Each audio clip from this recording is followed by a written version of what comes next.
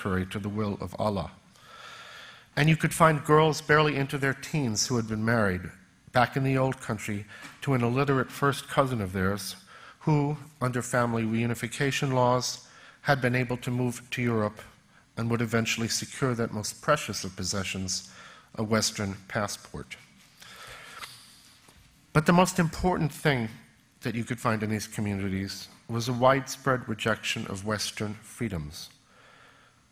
With few exceptions, these communities were under the thumb of mullahs and imams and family patriarchs who despised European values, which, after all, not only were radically un-Quranic, but also directly threatened those men's power. They despised European women who lived their own lives, who pursued careers of their own choosing, and who dressed as they pleased.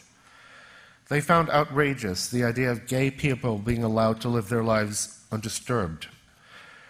European authorities had given these people an assortment of generous benefits that went far beyond anything in human history, but they hadn't realized that the greatest thing they had to offer immigrants was freedom itself.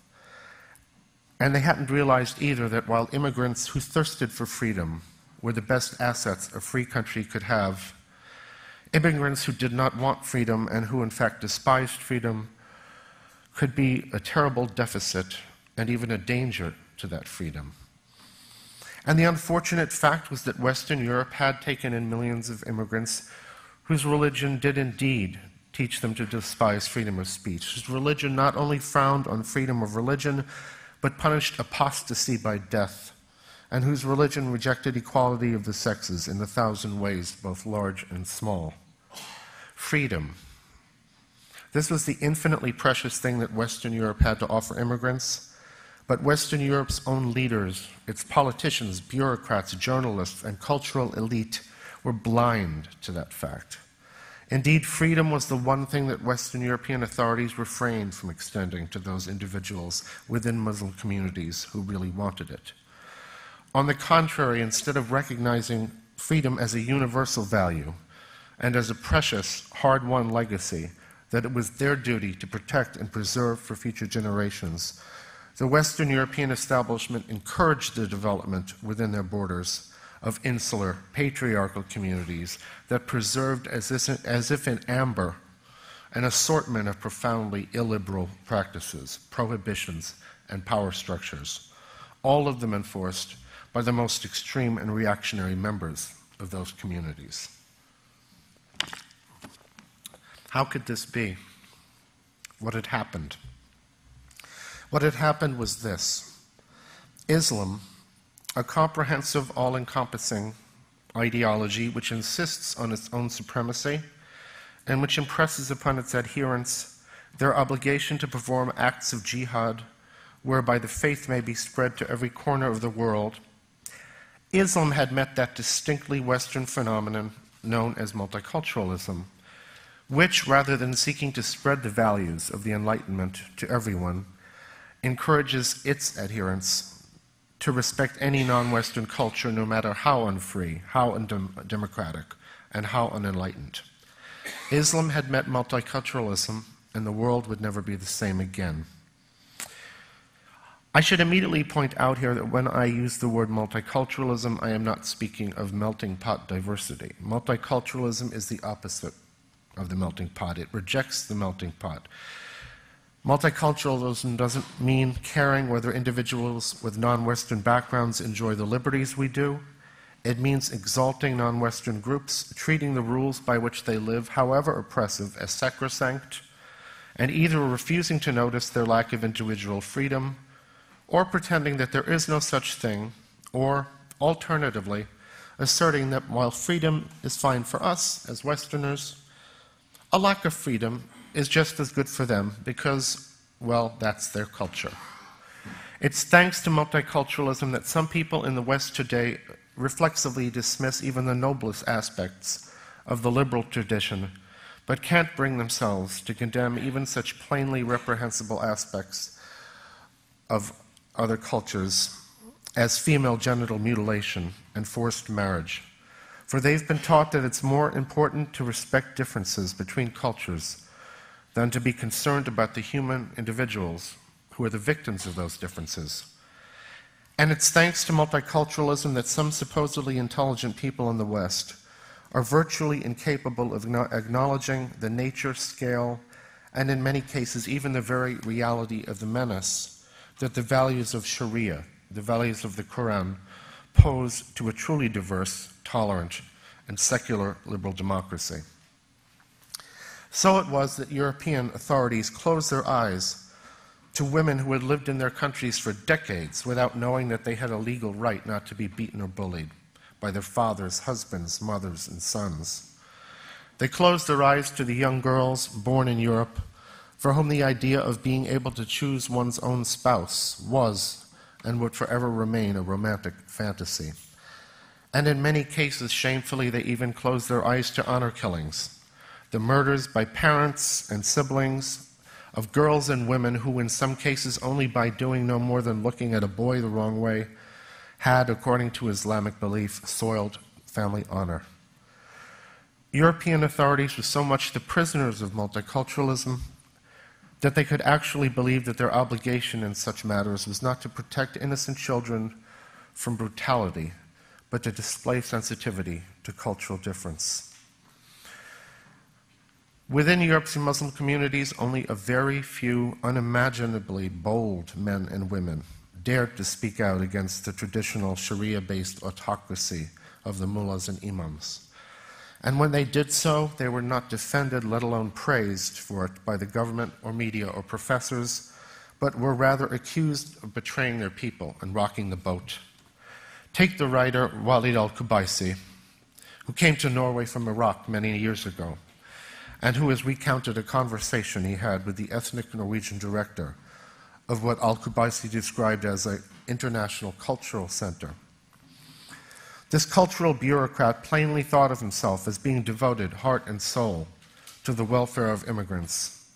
Yet when al-Qubaisi raised the question of the freedom of Muslims to criticize or even leave their own religion, the cultural bureaucrat was displeased. "You are a Muslim, Walid," he said, "and you must not lose your identity." "But do you believe," Walid asked, that I will lose my identity if I believe in freedom of expression?" "Listen," the man replied, "this is something you decide for yourself, but your attitude causes a lot of problems. We want to create a multicultural society, and we don't want to dissolve these foreign cultures. Your attitude alters all our plans. It creates conflicts between immigrants." So it goes. While Western Europe's multicultural mentality views native Westerners as individuals who have an inalienable right to self-determination, it views Muslim immigrants as members of a group with its own collective self-definition, and while those within the group who labor to reinforce and to enforce that self-definition are rewarded, those who try to live as individuals in ways that are inconsistent with the community orthodoxy are seen as making problems, as creating conflicts. For the only legitimate identity that they have in the eyes of European multiculturalists is a collective identity, an identity yoked entirely and irrevocably to skin color, ethnicity, and religious background. If ethnic Europeans may choose to belong to any religion or none, but are expected to respect the law, Muslims, as Walid al-Qubaisi has pointed out, are seen as, quote, religious beings by nature, and therefore as people who cannot be expected to conform to European law and culture, but who cannot be blamed for adhering to even the most inhuman of Quranic precepts. It is precisely this kind of thinking, this kind of multicultural thinking, that has led judges across Europe to give perpetrators of honor killings not heavier sentences because their crimes are premeditated, but lighter sentences because their crimes in the eyes of the perpetrators' native cultures are not crimes at all. Norway's most famous lawyer has even argued that the punishment for honor killing should officially be set lower than that for other murders, his argument being that when a man has acted in accordance with his own culture's values, it is wrong, indeed arrogant, for us to consult our culture's values when determining his sentence. In short, instead of expecting the Muslim perpetrator to conform to our society's norms, we should be striving humbly and respectfully to understand his society's norms. With few exceptions, the Western European establishment's entire approach to Islam is shaped by this perverse kind of thinking. In Britain, the Queen has knighted Salman Rushdie, but she's also knighted a man who called for Salman Rushdie's death.